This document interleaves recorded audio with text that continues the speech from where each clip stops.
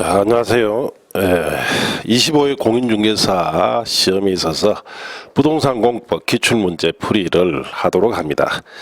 자, 풀이에 앞서서 이번 25회 부동산 공인중개사 시험에 있어서 부동산 공법은 전체적으로 어떻게 출제되었느냐, 한마디로 최근 시험에서 가장 까다롭게 출제됐다, 이렇게 말씀드릴 수가 있습니다.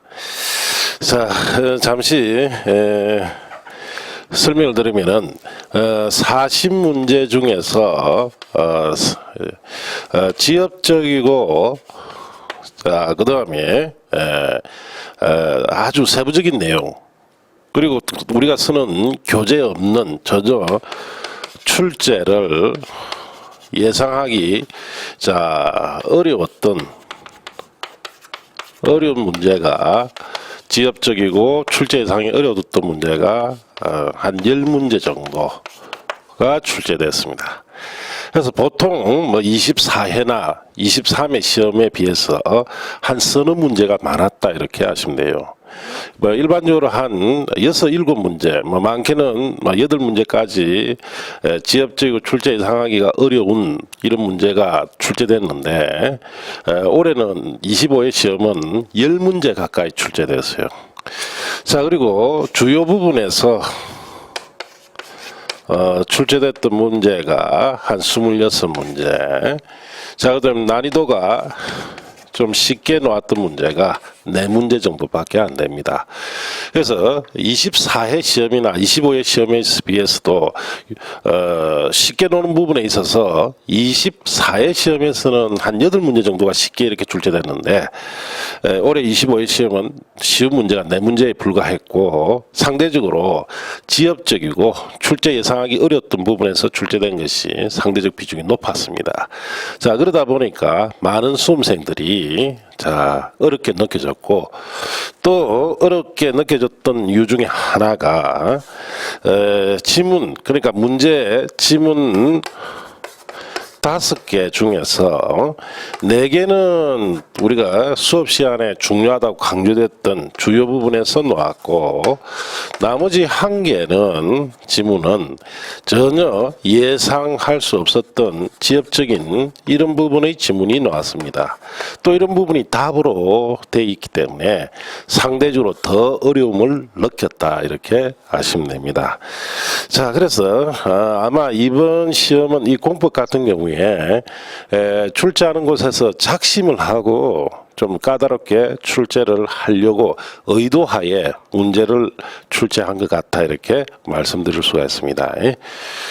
자, 그래서 이제 이 시험의 형태를 볼 때는 한 가지 이제 우리가 우려가 되는 점은, 이 지엽적이고 출제 예상한 부분들의 출제 비중이 갈수록 조금씩 늘다 보니까 올해처럼 이렇게 비중이 예년 시험보다는 상대적으로 많았을 때는 과연 학습 범위를 어느 정도까지 할 거냐, 이 공법이라는 과목이 상당히 양이 많고 방대하다 보니까, 자, 여러분이 학습 범위를 어느 선까지 정해야 될지 상당히 그 점이 이제 앞으로 우리가 공부를 하는 데 있어서 하나의 고민거리가 아니냐, 그렇게 판단할 수 있습니다.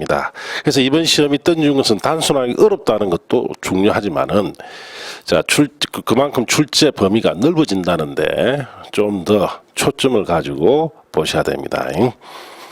자, 그러면은 81번 문제를 보도록 합니다.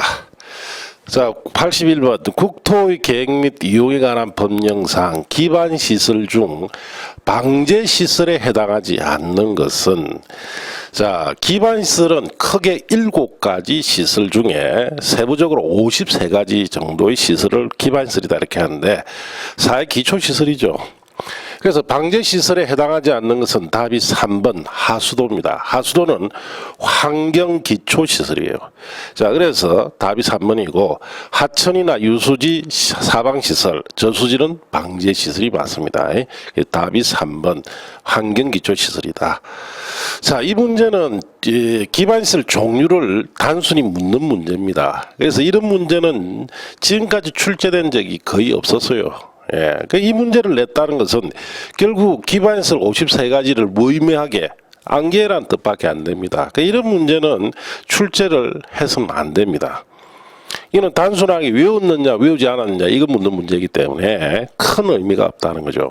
이런 문제만 볼 때도 이번 시험을 공법 같은 경우 상당히 여러분에게 고통을 주기 위해서 이런 문제까지 출제를 했다 이렇게 아시면 돼요. 전혀 출제가 예상이 안 됐던 부분이다 이렇게 아셔야 됩니다.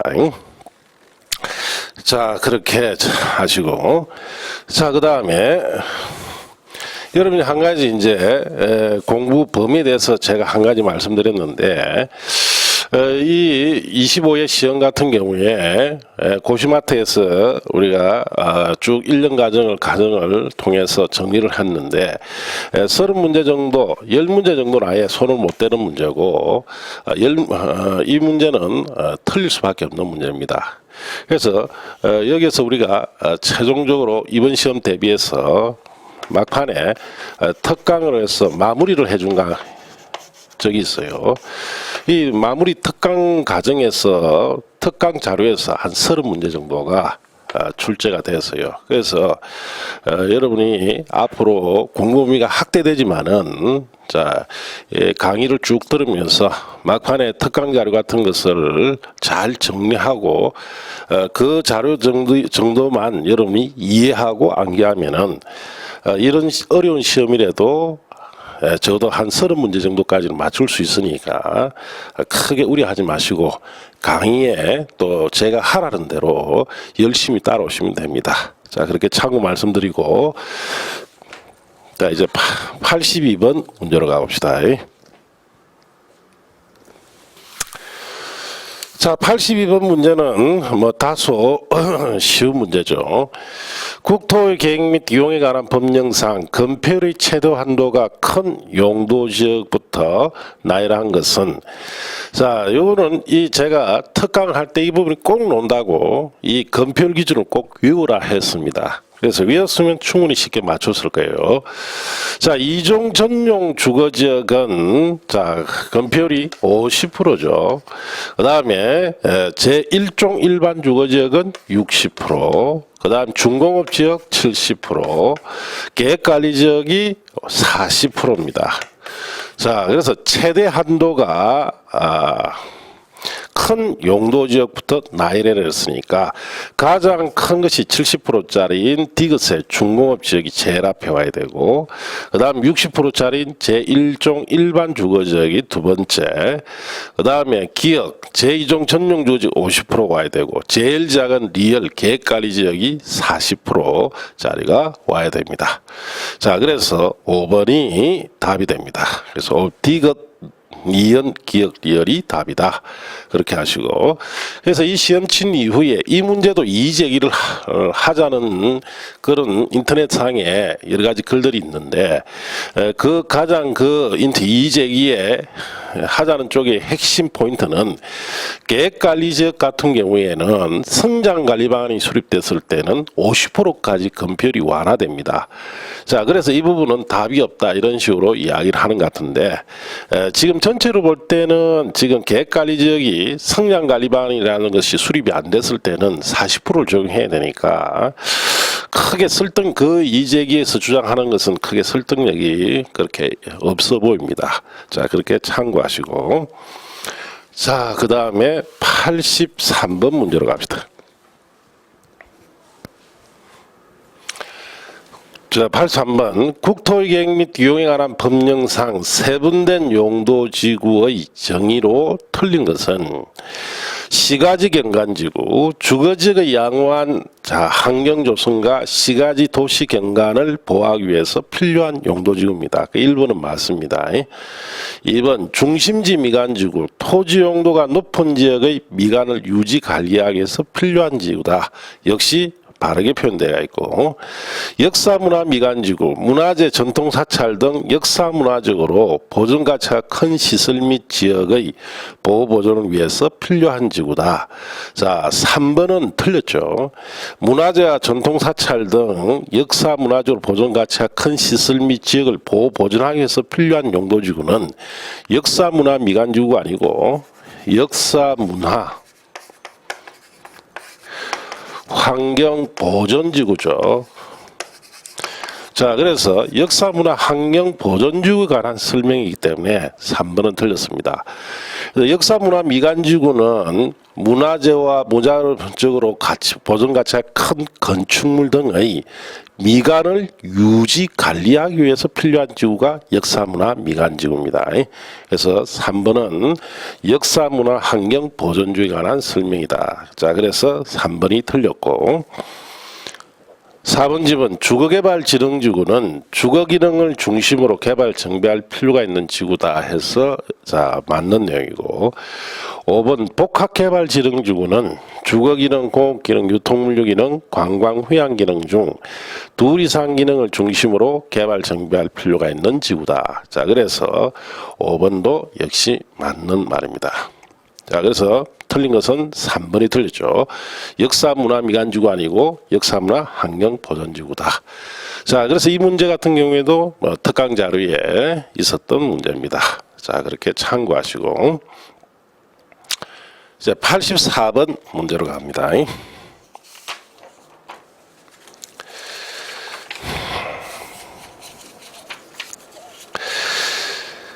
자, 84번 문제는 출제를 전혀 예상할 수 없었던 부분의 문제입니다.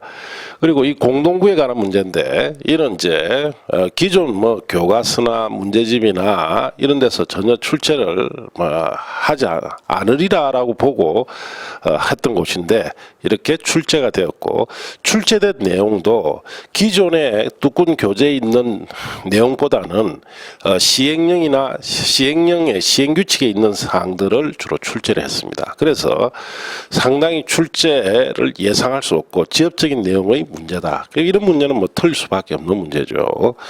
자, 그래서 자 봅시다. 84번 국토의 계획 및 이용에 관한 법령상 공동구에 관한 설명으로 틀린 것은 자 1번 사업 시행자는 공동구 설치 공사가 완료된 때는 지체 없이 공동구에 수용할 시설의 종류와 자 공동구 설치 위치를 일간 신문에 공시해야 된다. 자, 1번 질문은 틀렸습니다.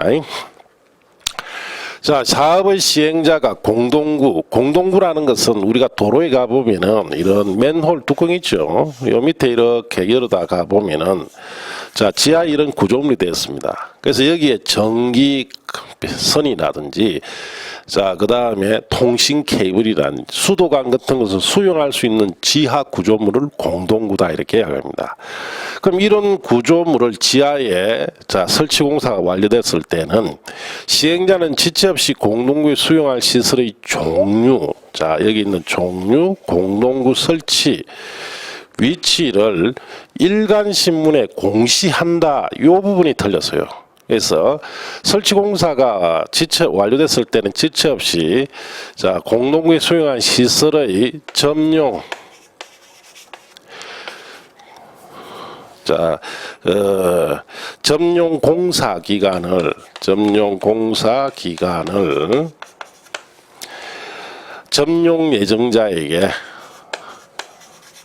점용 예정자라는 것은 이 공동구를 사용할 자, 즉 전기선을 여기에다가 자 설치를 할 때는 한정 같은 거, 수도는 상수원 사업본부 같은 거, 이걸 점용 예정자이라 합니다. 여기에게 통지를 해야 됩니다. 그래서 공동구 성취 공사가 완료됐을 때는 자 점용 공사 기간 등을 점용 예정자에게 지체 없이 빨리 알려줘야 되죠. 그래야 이 공사가 완료됐으니까 여기에 전기 배선이라든지 통신 케이블이라든지 이 설치 공사를 점용 공사를 합니다.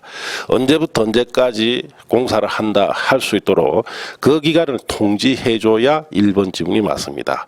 일간신문에 공시하는 게 아니죠. 그래서 1번 틀렸습니다.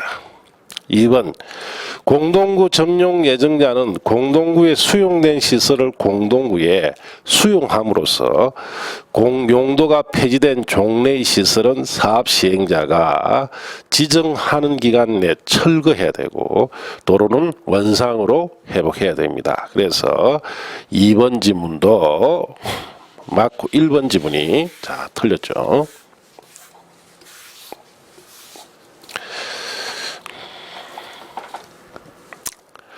자, 3번 질문 봅시다. 사업 시행자는 공동구 설치가 포함되는 개발 사업의 실시계 인가 등이 있은 후 지체 없이 공동구 점용 예정자에게 부담금 납부를 통지해야 됩니다. 그래서 이것도 맞는 질문이고, 4번 공동구 관리자가 공동구 안전 및 유지 관리 계획을 변경하려면 미리 관계 행정기관 장과 협의한 후 공동구 협의회 심의를 거쳐야 합니다. 역시 이것도 맞는 뜻입니다. 5번 공동구 관리자는 매년 1월 1일 기준으로 6개월에 1회 이상 정기점검을 실시해야 됩니다.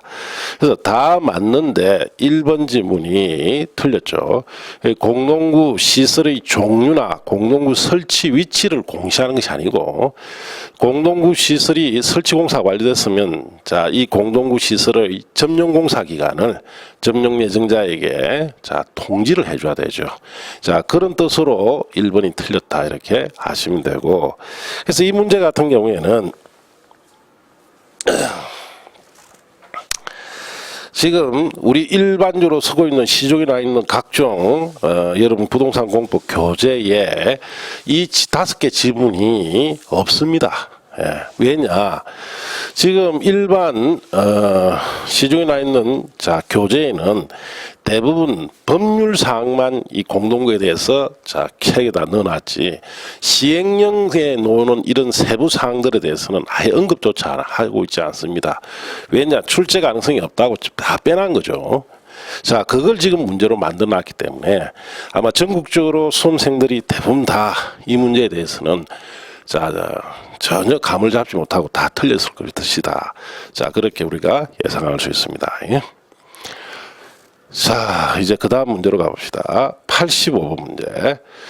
국토의 계획 및 이용에 관한 법령상 매수업무자인 지방자치단체가 매수 청구를 받은 장기 미집행 도시공객시설 부지 중 지목이 대인 토지를 매수할 때 관한 설명으로 틀린 것은, 자, 1번 토지 소유자가 원하면 도시공객시설 채권을 발행하여 매수대금을 자 지급할 수 있습니다. 자, 그래서 1번 내용은 맞습니다. 2번 도시공객시설 채권의 사행기한은 10년 내에 정해집니다. 그래서 맞고, 3번 매수 청구된 토지 매수가격 절차 등에 관해서는 국토계획 및 이용에 관한 법률에 특별 규정이 있는 경우에는 공익사업을 위한 토지등치 등 보상에 관한 법률을 준용하도록 되어 있고, 4번 비업무용 토지로서 매수대금이 2천만 원 초과할 경우에는 매수업자는 초과금에 대해서 도시공객시설 채권을 발행하여 지급할 수 있다. 자, 이 도시공객시설 채권은 발행을 하려면 매수업자가 지자체 되고 토지 소유자가 원한다든지 아니면 부재부동산 소유자 토지 또는 여기에 있는 비업무용 토지가 되면은 이 채권을 발행할 수 있는데, 부재부동산 소유자 토지나 비업무용 토지일 때는 대금이 3천만 원을 초과해야 됩니다. 그래서 2천만 원 초과한 경우 이 부분이 틀렸죠. 3천만 원이 초과해야 초과 금액에 대해서는 이 채권을 발행할 수 있습니다. 그래서 답이 4번이 틀렸습니다.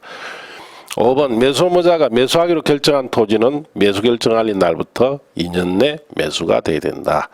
자, 그래서 뭐 이 부분은 충분히 우리가 출제 예상이 됐던 문제입니다. 그리고 특강 자료에도 이 부분이 들어가 있고 꼭 주의하라고 자주 논다 이렇게까지 말씀드렸죠. 그래서 이 문제는 4번, 자 2천만 원이 아니고 3천만 원이 초과됐을 경우에 자 채권을 발행하기 때문에 틀린 지문으로서 4번이 답이 됩니다. 자, 이제 그 다음 문제로 갑니다. 자, 86번 문제 같은 경우에는 전혀 우리가 출제를 예상할 수 없는 지엽적인 내용입니다. 이거는 시행규칙에 있는 문제입니다. 그래서 시행규칙에 있는 사항까지 출제가 되니까 그만큼 여러분 이제 앞으로 공부 범위가 확대된다는 그런 문제점이 있죠. 이런 문제들이 나오기 때문에. 그럼 이런 것까지 우리가 다 공부를 하고 시험장에 가기에는 너무 양이 많아집니다. 학습량을. 자, 그래서 앞에서 말씀드린 것처럼 자, 틀릴 부분과 맞출 부분을 딱 정해놓고 공법은 학습하셔야 돼요. 자, 봅시다. 국토계획 및 이용에 관한 법령상 도시지역에서 기반시설을 설치할 경우에 도시공관리계획으로 결정해야 하는 것은, 자, 기반시설이라는 것이 있습니다. 자, 기반시설은 앞에도 말씀드린 것처럼 세부적으로 53가지 시설이 들어가 있어요. 자, 이 기반시설을 설치를 할 경우에 크게 두 가지 방법인데, 첫째, 도시군 관리 계획이라는 실행 계획이 결정이 됨으로써 설치되는 기반시설이 있고, 도시군 관리 계획 결정 없이, 자, 그냥 설치되는 기반시설이 있습니다. 그래서 도시군관 결정으로 설치되는 기반시설과 결정 없이 설치하는 기반시설을 구체적으로 세부적으로 알고 있느냐 문제예요. 이거는 상당히 이런 부분을 다 암기해야만 맞출 수 있는 문제죠.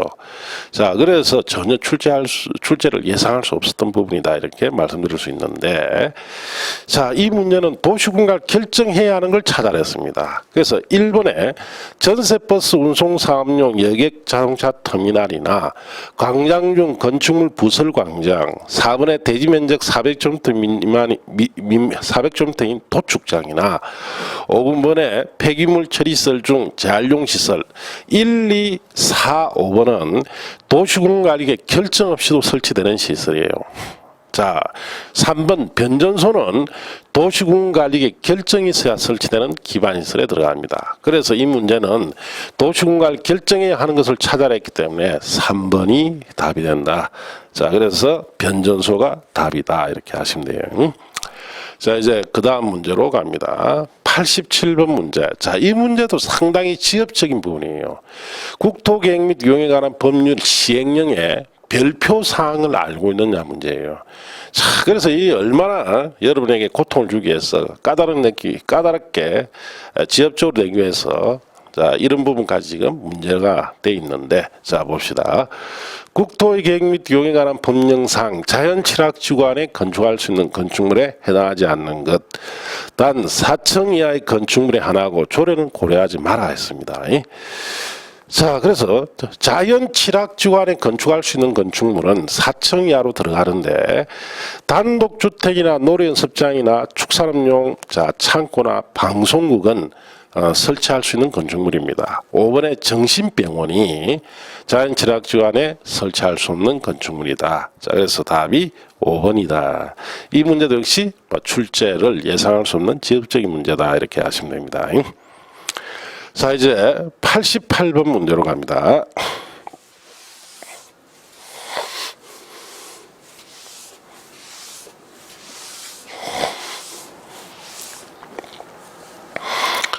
자, 88번 국토의 계획 및 용에 관한 법령상 토지거래 계약의 허가구역의 지정에 관한 설명으로 틀린 것은 1번 허가구역이 둘 이상의 시의 관할구에 걸쳐 있는 경우에 국토교통부 장관이 지정한다. 자, 그래서 1번은 지금 가담안에서 맞다라고 되어 있습니다.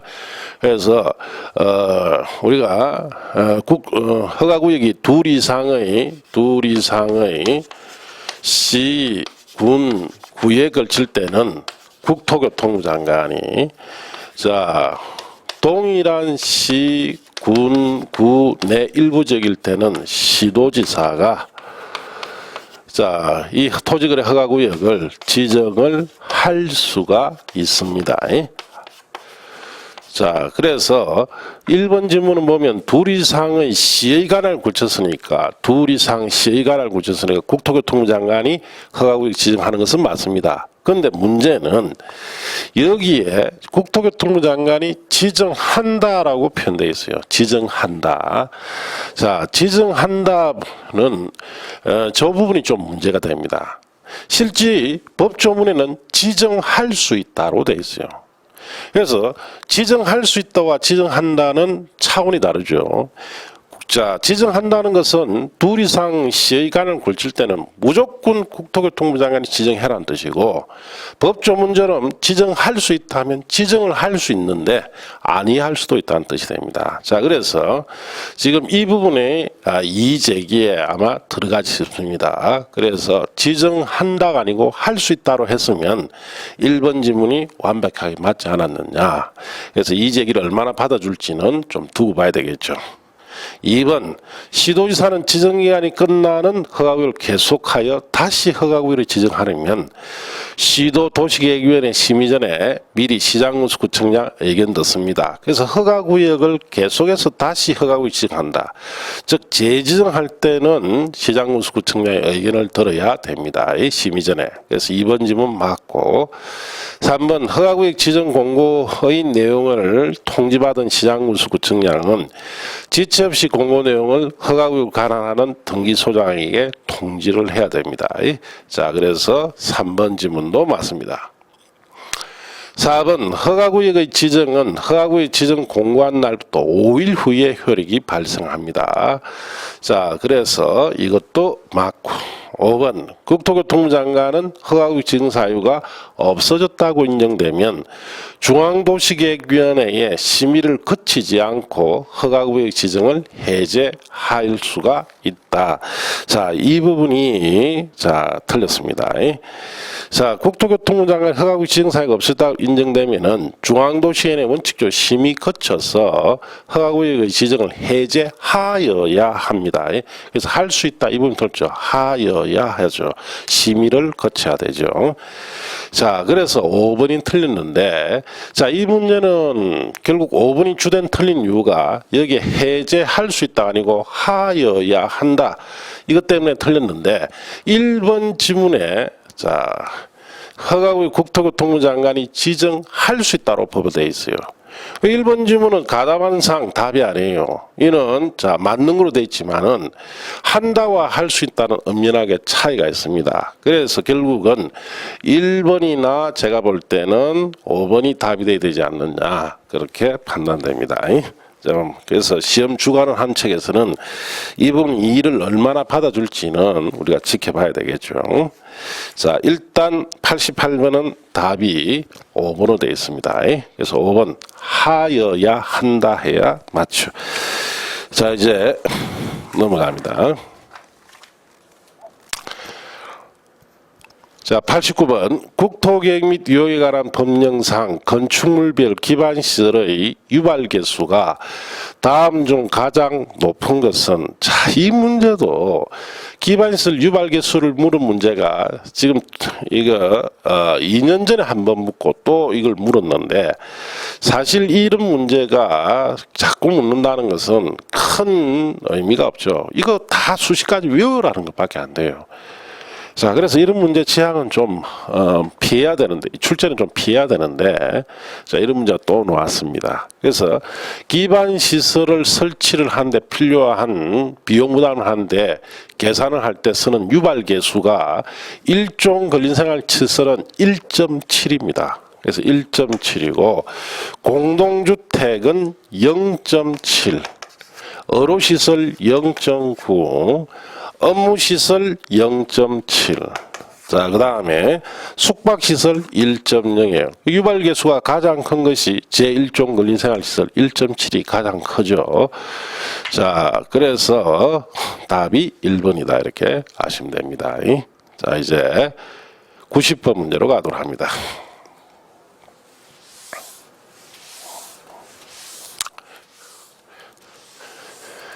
국토계획 및 이용에 관한 법령상 기반시설 부담구역 등에 관한 설명으로 옳은 것은 1번 기반시설 부담구역은 개발밀도관리구역과 중첩하여 지정될 수가 있다. 자, 기반시설 부담구역 개발밀도관리구역과 중첩 지정을 할 수가 없습니다. 왜냐? 기반시설 부담구역은 개발밀도관리구역 외의 지역에다 지정해야 되기 때문에 법적으로 중첩을 할 수가 없죠. 그래서 틀렸습니다. 2번 고등교육법에 따른 대학은 기반시설 부담구역 설치가 필요한 기반시설에 해당한다. 자, 이 대학은 제외됩니다. 그래서 기반시설의 부담구역 설치가 필요한 기반시설에 대학은 포함되지 않습니다. 그래서 틀렸고 3번 기반시설 설치 비용은 현금 납부를 원칙으로 하되 무과대상 토지 이하 비슷한 토지를 하는 납부를 인정할 수가 있다. 자, 그래서 물납을 말하죠. 토지로 대납을 하는 것을 말하는데 인정할 수 있다 했으니까 3번이 맞는 답이고 4번 기반시설 부담금이 지정된 지역에 대해서 개발행위 허가를 제한하였다면 이를 연장하기 위해서는 중앙도시계획위원회 심의를 거쳐야 한다. 이건 틀렸습니다. 개발행위 허가를 제한할 때는 중앙도시계획위원회 심의를 거쳐 제한하지만 연장을 할 때는 심의를 거치지 않습니다. 그래서 연장하기 위해서는 심의를 거쳐야 한다 했기 때문에 틀렸습니다. 5번 기반시설 부담금이 지정고 시로부터 2년 되는 날까지 기반시설 설치계획 수립하지 않으면 2년 되는 날 다음 날에 구역 지정은 해제된 것으로 본다. 자, 이거는 틀린 것이 2년이 아니고 1년입니다. 1년 되는 날까지 설치계획 수립하지 않으면 1년 되는 날 다음 날에 구역 지정은 해제된 것으로 봅니다. 그래서 맞는 지문은 3번인데 이 문제 같은 경우에 1번 지문이나 3번, 4번, 5번 지문 네 가지 지문은 우리가 막판에 중요하다고 정리한 특강 자료에 다 있는 지문들이에요. 그런데 유독 하나 2번 지문이 특강 자료에 없는 지엽적인 내용이에요. 이런 문제가 올 시험에 네 가지는 중요한 자료에 우리가 특강이나 이런 자료에 정리가 됐는데 지문 하나가 전혀 예상 외의 지문들이 하나씩 들어와 있습니다. 그래서 올해 시험은 이런 문제 때문에 더 어렵게 느껴지는 거예요. 그래서 다행히 이 문제는 3번이 답이고 2번은 답이 될 수가 없었죠. 그렇게 아시면 됩니다. 이제 91번 문제로 갑니다. 국토의 계획 및 이용에 관한 법령상 개발행위 허가에 관한 설명으로 틀린 것은 1번 개발행위 허가를 받은 사업 면적 5% 범위 안에서 확대 축소할 경우에는 변경 허가를 받지 않아도 된다. 틀렸습니다. 5% 범위 안에 축소를 할 때는 허가 받지 않아도 되지만 확대를 할 때는 허가를 받아야 되죠. 그래서 확대를 할 경우에는 허가를 받아야 되기 때문에 1번 지문이 이것 때문에 틀렸습니다. 그래서 이거는 특강 자료에서도 강조를 했죠. 제가 시험에 놓을 가능성이 높다고. 2번 허가권자가 개발행위 허가를 하면서 환경오염 방지를 위한 조치할 것을 조건을 붙일 때는 미리 개발행위 허가 신청자의 의견 들어서 해야 됩니다. 그래서 조건부 허가할 때는 신청자 의견 듣습니다. 맞습니다. 3번 개발행위 허가 신청 내용이 성장관리 방안의 내용에 어긋날 경우에는 허가를 해서는 안 되죠. 그래서 이것도 맞고 자연녹지 지역의 도시계획위원회 심의를 통하여 개발행위 허가 기준을 강화 완화 적용할 수 있다. 도시계획 심의를 통하여 개발행위 허가 기준을 강화 완화 적용할 수 있는 용도를 유보 용도라 하는데 유보형 용도에 들어가는 지역이 자연녹지 지역, 계획관리 지역, 생산관리 지역입니다. 그래서 이 세 가지 지역 중에 자연녹지는 해당이 되니까 4번 지문도 맞죠. 이것도 특강 자료에서 제가 놓을 수 가능성이 높다고 꼭 주의해라 부분이에요. 5번 건축물 건축에 대해 개발행위 허가받은 자가 건축을 완료하고 그 건축에 물에 대해서 건축법상 사용 승인을 받은 경우에는 따로 준공검사를 받지 않아도 된다. 그래서 건축물을 건축에 있어서는 건축 허가를 받았을 때도 별도의 개발행위 허가 받지 않아도 되고 또 건축법상 사용 승인을 받았을 때는 준공검사 받지 않아도 됩니다. 그런데 거꾸로 개발행위 허가받았다, 개발에 대한 준공검사 받았다고 해서 건축법상 허가나 건축법상 사용 승인은 의지되는 것이 아닙니다. 그래서 5번 지문은 맞는 것은 건축법상 사용 승인을 받았을 때는 준공검사 받지 않아도 되도록 의지됩니다. 그래서 5번은 역시 맞죠. 틀린 지문이 1번이 틀렸죠. 확대일 때는 허가를 받아야 됩니다. 이제 92번 문제로 가봅시다. 국토의 계획 및 이용에 관한 법령상 지구단위 계획 및 지구단위 계획구역에 관한 설명으로 틀린 것은 1번 주민은 도시군관리계획의 입안권자에게 지구단위 계획의 변경에 관한 도시군관리 입안을 제한할 수 있죠. 그래서 주민이나 이해관계인은 지구단위에 관한 것과 기반시설 설치정비 개량에 관한 것은 입안 제한이 되죠. 1번 맞습니다. 2번 개발제한구역에서 해제되는 구역 중 계획적인 개발 관리가 필요한 지역은 지구단위 계획구역으로 지정될 수 있습니다. 그래서 개발제한구역에서 이제 해제되었기 때문에 지구단위를 지정할 수 있죠. 3번 시장군수가 위반한 지구단위 계획의 수립 변경에 관한 도시군관리계획은 해당 시장 또는 군수가 직접 결정합니다. 자, 그래서 이것도 맞는데 이 지문도 특강 자료에서 출제될 수 있다고 꼭 주의하랬던 부분이에요. 자, 그 다음에 4번 지구단위 계획의 수립 기준은 시도지사가 국토교통부 장관과 협의해서 정합니다. 자, 이분이 틀렸죠. 지구단위 계획의 수립 기준, 공법상 수립 기준은 대부분 국토교통부 장관이 정하지 시도지사가 협의해서 정하는 것이 아닙니다. 그래서 4번 틀렸고 5번 도시적 외지역으로서 용도지구 폐지하고 용도지구에서 행위제한 등을 지구단위 계획으로 대체하려는 지역은 지구단위 계획구역으로 지정될 수가 있습니다. 자, 그래서 5번 역시 맞고 틀린 것은 4번인데 자, 이 4번은 틀린 이유가 국토교통부 장관이 수립 기준을 정합니다. 시도지사가 협의해서 정하는 것이 아니다. 그렇게 아시면 됩니다. 자, 이제 93번 문제로 갑니다.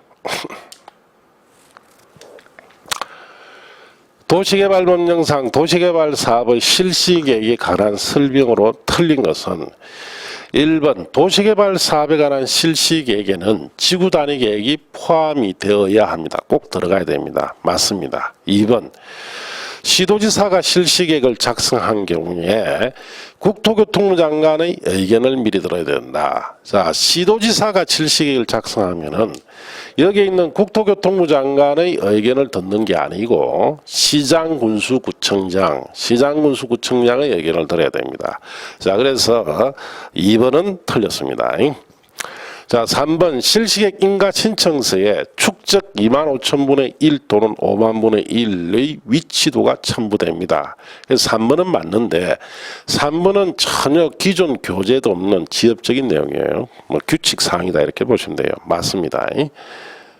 4번 관련 인허가 등 의제 발행자는 실시계획 인가 신청을 한 때에 해당 법률로 정하는 관계 서류를 함께 제출해야 됩니다. 그래서 맞는데 이것도 지엽적인 지문이고 5번 지정권자가 아닌 시행자가 실시계획 인가를 받은 후 사업비 100분의 10 범위 안에서 사업비 정액할 경우 지정권자 인가 받지 않아도 됩니다. 그래서 사업비 100분의 10 범위 안에서 정액하는 경우 경미한 것으로 인가 받지 않도록 되어 있습니다. 시행령상에.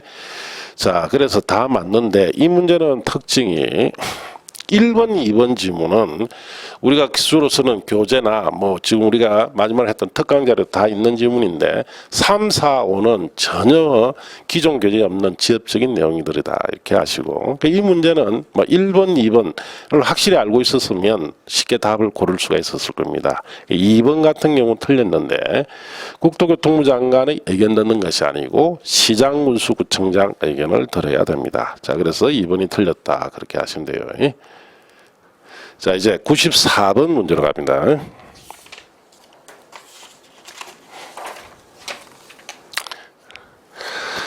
자, 94번 도시개발법령상 원형지 공급과 개발에 관한 설명으로 틀린 것은 원형지는 원래 사업으로 조성되기 전에 원래 형태 토지를 말하죠. 자, 틀린 걸 찾아냈습니다. 1번 원형지를 공장 부지로 직접 사용한 자는 원형지 개발자가 될 수 있죠. 뭐 학교 공장 부지로 직접 사용한 자는 자, 원형지 개발자가 되고 그 외에 국가, 지자체, 공공기관, 뭐 지방공사도 되고 공무에 선정된 자도 될 수 있죠. 2번 원형지는 도시개발구역 전체 토지 면적 3분의 1 이내의 면적으로만 공급될 수 있습니다. 그래서 2번도 맞고 3번 원형지 공급 승인 신청서에는 원형지 사용 조건에 관한 서류가 첨부돼야 되죠. 자, 그래서 3번도 역시 맞는데 지엽적인 내용입니다. 이거는 4번 원형지 공급 가격은 개발 계획이 반영된 원형지 감정 가격으로 한다. 자, 그래서 이 4번이 지금 틀렸습니다. 자, 원형지 공급 가격은 자, 개발 계획에 반영된 이 원형지의 감정 가격에다가 더하기 자, 기반 시설 공사비를 더한 금액을 가지고 이 금액을 기준으로 이 감정가격에다가 기반시설 공사비를 더한 금액을 기준으로 해서 시행자와 자 원형지 개발자 간에 협의를 해서 자 가격을 정한다 이렇게 표현해야 되죠. 그래서 4번 같이 틀린 것은 감정 가격으로만 하는 것이 아니에요. 감정 가격에다가 기반시설 공사비 더한 금액 기준으로 시행자 원형지 개발자 간에 협의해서 정한다야 맞죠. 그래서 4번이 틀렸습니다. 5번 지방자치단체가 원형지 개발자일 경우 원형지 공사 완료 공고일부터 5년이 경과되기 전에도 원형지 매각할 수 있다. 자, 지방자치단체가 원형지 개발자를 했습니다. 그래서 국가나 지자체는 매각 제한이 되지 않습니다. 그래서 국가나 지자체는 자, 매각 제한을 받지 않기 때문에 자, 원형지 공사 완료 공고일로부터 5년이 경과되기 전이라도 얼마든지 매각을 할 수 있죠. 그래서 틀린 질문은 4번이다 이렇게 아시면 되고 이런 문제도 뭐 우리가 시험에 출제될 가능성이 높다고 특강 자료에 다 정리를 해줬던 문제입니다. 자 그렇게 하시고 자 이제 95번 문제로 갑니다.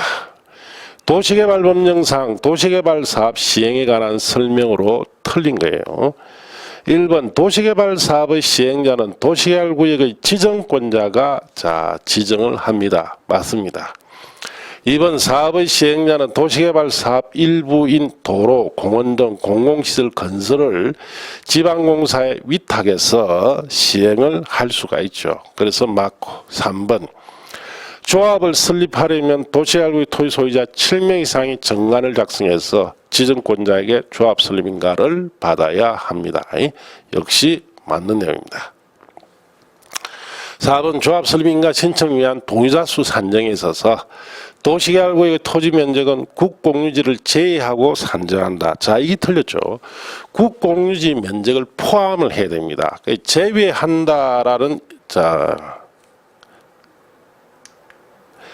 여기에 제외한다 이 부분이 틀렸죠. 국공유지 면적을 자 포함을 하고 산정해야 됩니다.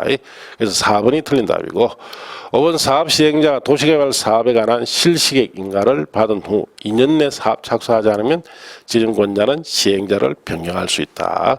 자 그래서 5번 역시 지문 맞는 질문입니다. 틀린 것이 4번인데 국공유지 제외하는 것이 아니고 포함을 해야 된다.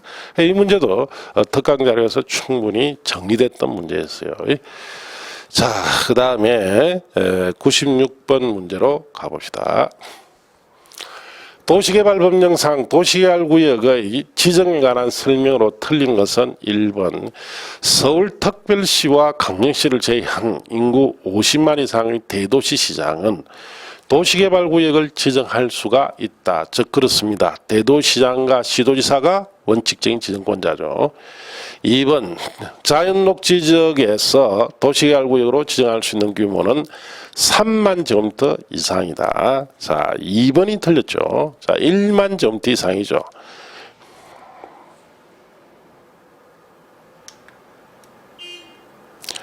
자 여기에 2번이 자연녹지 지역에서는 도시개발 사업을 하려면 구역 면적이 자 3만이 아니라 1만 제곱미터 이상이 돼야 됩니다. 그래서 2번이 틀린 답이고 3번 계획관리지역의 도시개발구역을 지정할 때는 도시개발구역 지정한 후에 개발계획을 수립할 수 있죠.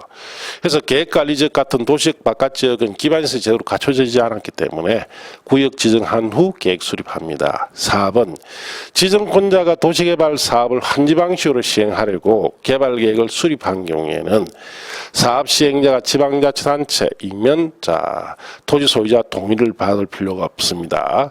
그래서 원칙적으로 도시개발 사업을 한지 방식으로 시행하려고 개발계획을 수립하려면 토지 면적 3분 이상 소유자 총수 2분 이상 동의받아야 되는데 만일 시행자가 국가 지자체일 때 자 그래서 국가나 지방자치단체일 때는 동의를 받지 않죠. 생략하죠. 그래서 4번 맞습니다. 5번 군수가 도시개발구역 지정을 요청할 경우에는 주민이나 관계 전문가 의견 등을 비롯해 의견 듣습니다. 도시개발구역 지정하거나 요청할 때는 주민 등에 대한 의견을 공람이나 공청회를 개최해서 들어야 되죠. 자, 다 맞는데 2번이 틀렸죠. 3만이 아니고 1만 점 이상 돼야 되죠. 그래서 이 문제는 우리가 특강 자료에서도 다 언급이 됐던 것이고, 정상적으로 공부하면 누구나 다 쉽게 2번을 답을 찾았을 것입니다. 자, 그렇게 정리하시면 되고, 자, 이제 97번 문제로 가봅시다. 도시개발법령상 한지방시의 사업 시행에 관한 설명으로 옳은 것은 시행자는 행정청이 아니라 했습니다.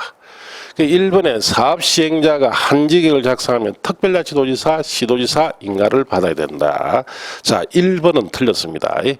자, 시행자가 행정청이 아니라고 했죠. 여기 행정청이 아니다 했을 때, 이 행정청이 아닌 시행자가 한지계획을 작성하면은 특별자치도지사, 시도지사 아니고 시장군수구청장입니다. 시장군수구청장의 인가를 받아야만이 됩니다. 1번이 이것 때문에 틀렸어요. 시도지사가 아니고 시장군수구청장.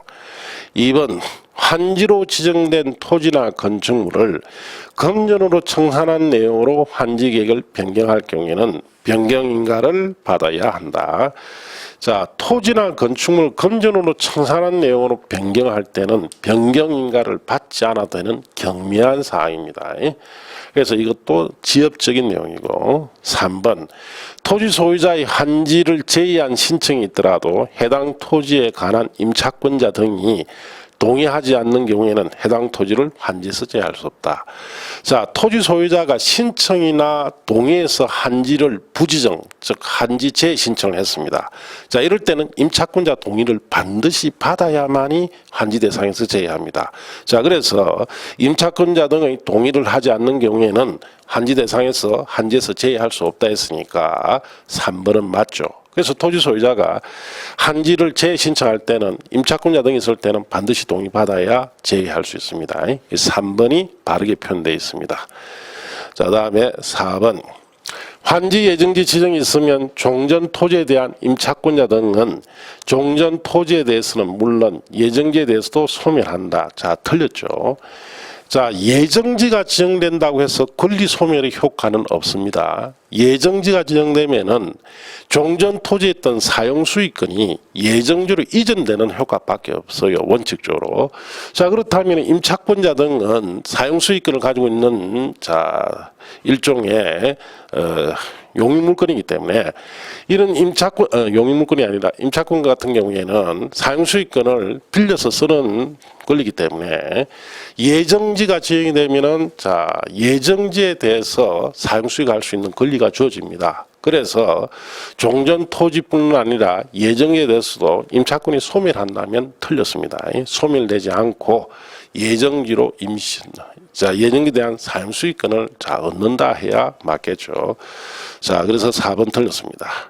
5번, 환지계획에서 환지로 정하지 않은 종전 토지에 있던 권리는 한지처분이 공고된 날 다음 날 끝날 때 소멸한다. 자, 종전 토지에 있던 권리, 즉 환지로 정하지 않은 권리 소멸은 한지처분이 공고된 날이 끝날 때 소멸합니다. 다음 날이 아니죠. 이 다음 날이 들어가서 틀렸습니다.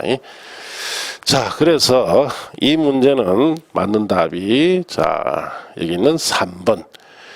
토지 소유자 한지 재신청을 할 때는 임차권자 동의를 반드시 받아야 제외될 수 있으니까 3번이 답이고 나머지는 다 틀렸습니다. 그래서 이 문제 역시도 2번 지문만 좀 지엽적인 내용으로서 빼고 나머지 4가지 지문들은 우리가 특강이나 여러 가지 수업에 있어서 강조됐던 부분이다. 이렇게 아시면 됩니다.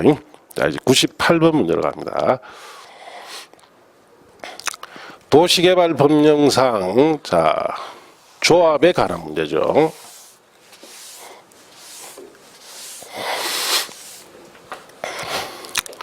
조합원에 관한 설명으로 오는 겁니다. 1번 조합은 도시개발구역 내 토지 소유자 및 저당권자로 한다. 자, 틀렸죠. 저당권자는 도시개발조합의 조합원이 될 수가 없어요. 조합원은 토지 소유자만 됩니다. 그래서 1번 틀렸고, 2번에 의결권이 없는 조합원도 조합의 임원이 될 수 있다. 자, 의결권이 없으면 안 됩니다. 의결권이 있어야 되죠. 없는 이 부분이 틀렸습니다. 3번 조합원으로 된 자가 권고 이상 행위 선고받은 경우에는 그 사유가 발생한 날 다음 날부터 조합원 자격을 상실한다. 자, 이게 역시 3번도 틀렸는데, 자, 3번은 어떻게 틀렸느냐? 권고 이상 행위 선고받고, 자, 그 집행이 자, 그 집행이 종료되거나,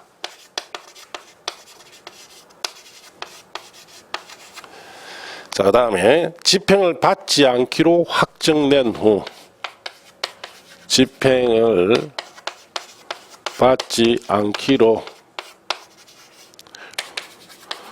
확정된 후, 자, 2년이 경과되지 않은 경우, 자, 2년이 경과되지 아니한 경우, 자, 이럴 때, 자, 다음 날, 그 사유 발생한 날의 다음 날부터 조합원 자격을 상실합니다. 그래서 조합원으로 된 자가 권고 이상 행위 선고만 받으면 그 다음 날부터 바로 조합원 자격을 상실하는 것이 아니고, 선고를 받고 집행이 종료되든지, 아니면 집행을 받지 않기로 확정된 후 2년이 경과되지 않았을 때, 자, 이랬을 때 조합원 자격을 상실합니다. 그래서 3번은 자, 그런 뜻에서 틀렸죠. 그 다음 4번 조합원은 도시개발구역 내 보유한 토지 면적에 비례하여 의결권을 갖는다. 자, 평등한 의결권을 갖죠. 평등한 의결권을 갖습니다. 5번 조합원이 정관에 따라 부과된 부과금을 체납할 경우에는 조합은 특별자치도지사 시장군 수청장에게 그 증수를 위탁할 수 있죠. 그래서 5번이 맞고 나머지는 다 틀렸습니다. 그래서 1번은 저당권자가 들어가서 틀렸고, 2번은 의결권이 있는 해야 되는데 틀렸고, 3번은 조합원으로 된 자가 권고 이상 행위 선고받았다고 해서 무조건 자격 상실하는 것이 아니라 집행이 종료되거나 집행이 받지 않기로 확정된 후 2년이 경과되지 아니한 경우, 이 말이 빠졌기 때문에 틀렸고, 자, 4번은 평등한 의결권을 갖습니다. 그래서 틀렸고 5번이 맞는 답이죠. 자, 그래서 이 문제도 우리가 특강이나 이런 자료에서도 충분히 예상을 하고 정리를 했던 부분입니다. 이렇게 하시면 됩니다. 자, 이제 99번 문제로 갑시다.